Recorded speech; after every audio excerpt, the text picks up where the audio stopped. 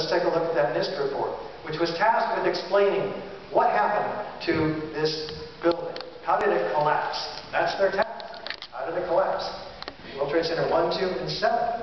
But what do? They say that they acknowledge in their objective that they take it right up to the point of the initiation of collapse. The analysis stops at the initiation of collapse. I'm not kidding. They say it doesn't actually include the structural behavior of the tower after the conditions for collapse initiation were reached, and collapse became, they claim, inevitable. Well, what's inevitable about it? First of all, it's never happened before in history, so why would it be inevitable? But why would they stop at the point of collapse initiation, where the first truss sags and pulls in the first column failure theory, as NIST came to name it?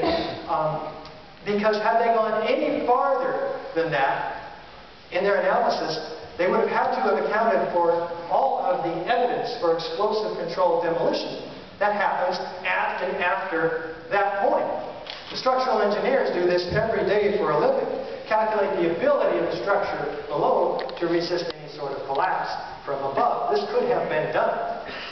So we have a huge problem with NIST right there. We wrote them, and this report, by the way, is called the final report of the collapse of the towers. There's no analysis at all on the collapse.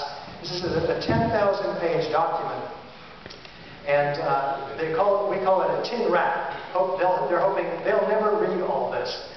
If you have 10,000 pages, you can obfuscate the truth. So we write them and say, this is a huge problem. You guys fess up. And they say, well, we're unable to provide a full explanation of the total collapse of the Twin Towers. Yes, we think so too. This is prompting Jim Hoffman in his excellent website, WTC7.net, to write Building a Better Mirage, NIST's 3-year, $20 million cover-up of the crime of the century, in which he documents numerous unfounded assumptions, startling omissions, outrageous lies, and fudged computer simulations. So let's take a look and see if there is any experts who agree with us. Here's a demolition expert, Mike Taylor. Looks like a classic controlled demolition. Here is the strategy used by demolition experts.